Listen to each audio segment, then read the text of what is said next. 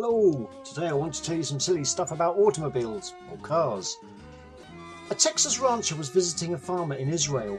The proud Israeli showed him around. Here is where I grow my tomatoes, cucumbers and squash. Over there I built a playset for my kids, next to the doghouse, the farmer said.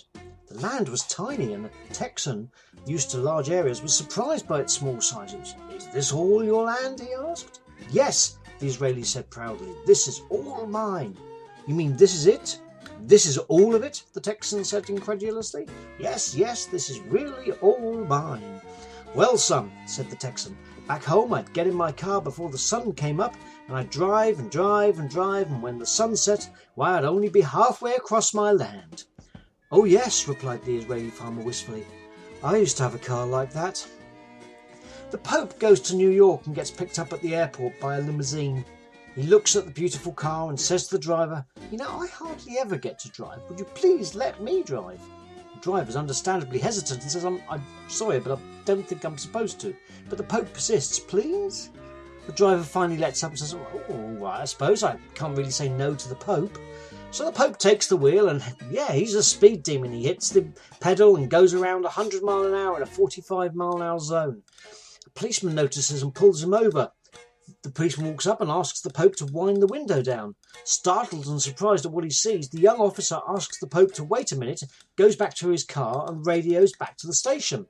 Sarge, I have a problem. What sort of problem? Well, you see, I pulled over this guy for driving way over the speed limit, but it's someone really important. Well, important like the mayor? No, much more important like that. Important like the governor? No, way more important than that. Like the president? Much more important. Who's more important than the president? I don't know, but he has the Pope driving for him. A lady walks into a bank in central London and asks for the loans manager. She says she's going to the USA on business for a couple of weeks and needs to borrow £5,000. The manager says the bank will need some kind of security for the loan, so the lady hands over the keys to a new Rolls Royce, which is parked on the street in front of the bank. She has the documents and everything checks out. Well, the bank agrees to accept the car as collateral for the loan. The branch manager and his staff all enjoy a good laugh at the lady behind her back for using a £250,000 Rolls Royce as collateral against a £5,000 loan. An employee of the bank then proceeds to drive the Rolls into the bank's underground garage and parks it there. 2 weeks later, the lady returns, repays the £5,000 and the interest, which comes to £15.41. The loans manager says, Madam, we're very happy to have had your business and this transaction has worked out very nicely, but we're a little puzzled. While you were away, we checked you out and found out you were a multi-millionaire. What puzzles us is why you would bother to borrow £5,000. The lady replies, where else in central London can I park my Rolls for 2 weeks for only £15.41 and expect it to be there when I return? The following are all courtesy of Jasper Carrott, and even if you've heard some of these before, they're crackers. What follows are supposedly true things filled out on Australian car accident insurance forms. The accident happened because I had one eye on the lorry in front, one eye on the pedestrian and the other on the car behind. I started to slow down, but the traffic was more stationary than I thought. Windscreen broken, cause unknown, probably voodoo.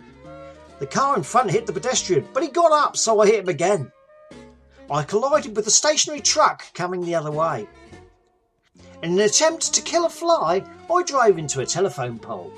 I'd been shopping for plants all day and was on my way home. As I reached a junction, a hedge sprang up, obscuring my vision, and I did not see the other car. An invisible car came out of nowhere, struck my car and vanished. I was thrown from the car as it left the road. I was later found in a ditch by some stray cows. Coming home, I drove into the wrong house and collided with a tree I don't have. I thought my window was down, but it found out it was up when I tried to put my head through it. The guy was all over the road. I had to swerve a number of times before I hit him. I had been driving for 40 years when I fell asleep at the wheel and had an accident. The pedestrian had no idea which way to run as I ran over him. I saw a slow-moving, sad-faced old gentleman as he bounced off the roof of my car. That's all for this week.